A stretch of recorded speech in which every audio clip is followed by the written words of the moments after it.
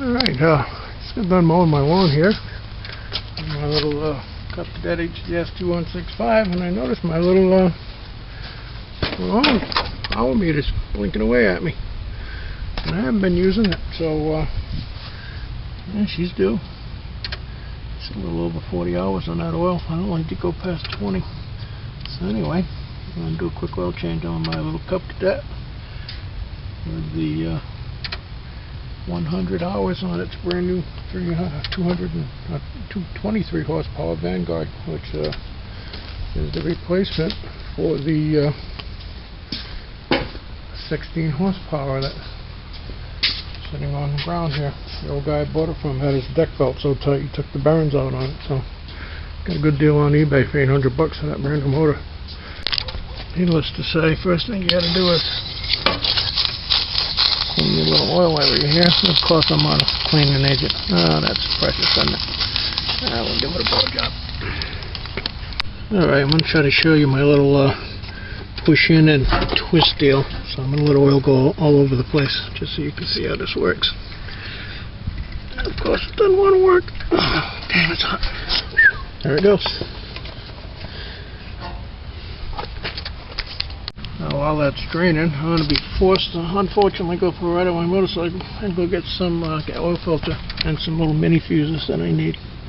Damn it, she went back in. There she goes. The hell with it. I'll go all over the place. Alright, be back soon. Alright, here comes some oil filter education. This is the one I just took off the lawnmower, quite warm. It's a Napa, which is a Wix. Here's one brand new. Phenia, Estonia, North Carolina, with a nice red rubber baffle inside. Here's a stock Briggs & Stratton one. How tiny it is. Black rubber. Now here's a Fram one.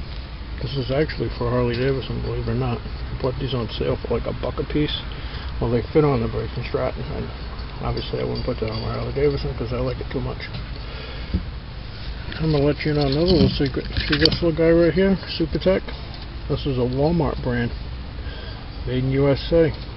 Chem Labs makes this oil filter. I use this on my car, in my truck. And they're also the makers of K&N and STP. It's the very same company made right here in the USA. I'll take the cover off it so you can see. That's the way that one's made. You can see it's a bit larger. These are all 3/4 inch diameter thread, so they'll all fit. You got room for it. So that's just a little oil filter education 101.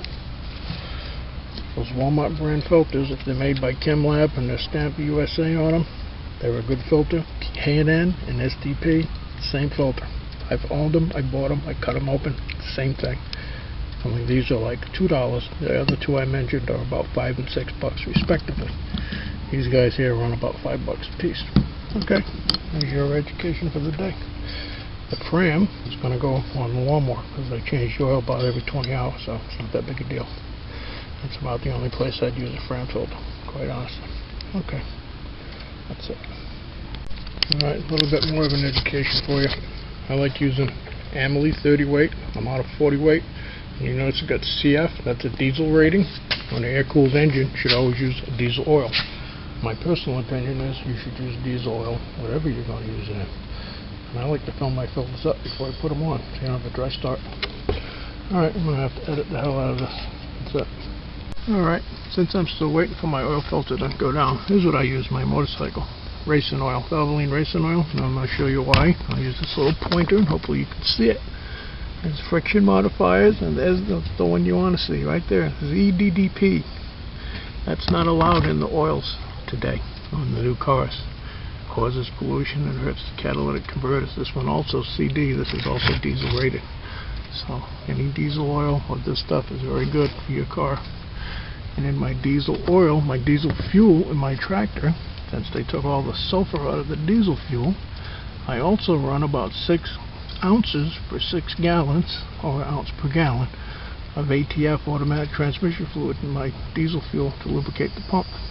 Because it's a 2004, it's not made to run on this low sulfur stuff. Alright, that's it for the education. It's too hot. I'm going to put this back together and put some oil in the motor, crank it up. Boring. We're going to dump some engine oil in. I don't know if you can notice my exhaust pipe, but I had to add about 1.5 inches of metal to that exhaust pipe when I switched this over to the 23 horsepower.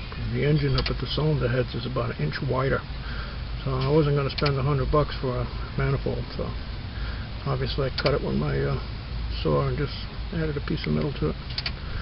Alright, there's the oil going in. Pretty basic stuff. Okay, that concludes it. About 1.5 quarts later, including the oil filter. It's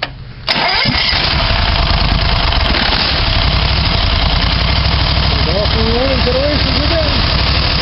Alright, that's it. With oil tip. Probably things you wish you never knew. That's it for me. Maybe not. No big deal. There she is, put away in a little garage. Got it hooked up to my little cheap-ass Harbor Freight battery tender. Another thing I like to do is release the tension off the hose on the deck for the belts. Even though this is a shaft drive tractor, the deck still has a belt on it. Alright, there's the sun going down, and what a pretty picture. Solar panels over there all facing to the west. It's a beautiful thing. Alright, that's it for sure this time.